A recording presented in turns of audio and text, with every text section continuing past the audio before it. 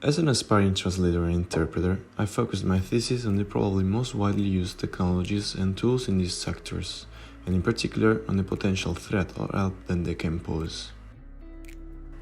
Machine translation was launched in the 30s and has always generated conflicting thoughts among translation professionals. Its constant evolution and at the same time its evident weaknesses prompted everyone to ask themselves the obvious question: is this tool a help or a threat to the profession?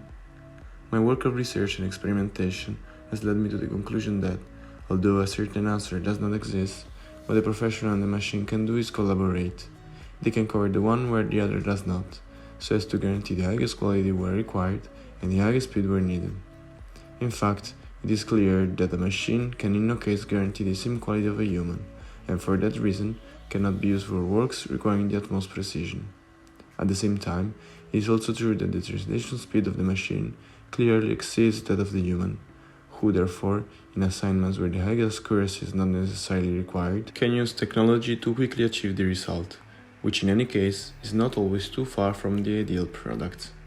On the basis of what I've just said, I would therefore not define machine translation as a threat to translators, unless they themselves make it so, through overuse or overconfidence. Once the research on machine translation was over, I focused on the analysis of computer-assisted translation tools, the help tools for translators.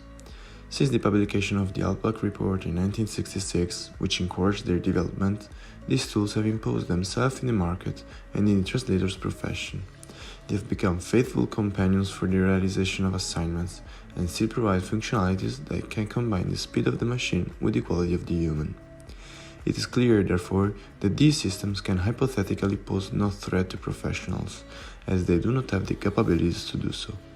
However, there are also some downsides. Although they do not represent a risk for the quality of the result, it is recommended for the professional not to place too much trust in the machine's suggestions. An exhaustive check and an extensive research are the two rules that must always be followed, regardless of the support of technology. According to what has just been said, it is clear to me that CAT tools are no threat to the professional, and on the contrary, are essential tools today to guarantee a quality result and increase productivity. Their role has been, is, and will always be that of helpers, of support for humans who can and must use them to accelerate their work. Once I completed my research on the help tools for translators, I focused on analyzing the help tools for interpreters, the new technologies that have emerged in recent years and are rapidly evolving. Spoken language translation was the first to be analyzed, a tool that, thanks to audio reception and speech synthesis systems, can receive audio content in one language, translate it into the desired language, and reproduce it vocally. After an in-depth study of the merits and shortcomings of this technology, also accompanied by tests and experiments, I concluded that, although it has the potential to establish itself in the professional interpreting sector as well, today it's still impossible to imagine the use of this technology in the booth instead of the human interpreter. Its obvious limitations, such as the erroneous or non-reception of the message or the wrong translation of the same, do not allow it to be used in a professional sector that requires the utmost precision. Finally, CAI tools, the computer-assisted interpreting tools, were the last element of my research. These tools too were launched with the only purpose of providing help to interpreters in their work, and in no case were they ever considered threats or possible substitutes. What affects their possible usefulness or dangerousness is the working style of the interpreters themselves. While observing some colleagues and asking them some questions, I understood that the use of these tools in the booth is not totally obvious. In fact, if for some people paying attention to something other than the speaker works well, for others it is a tough challenge that may distract them and jeopardize the quality of the result, a risk that turns these tools into threats. Nevertheless, as also stated for CAT tools, under no circumstances can CAI tools be a danger to the profession.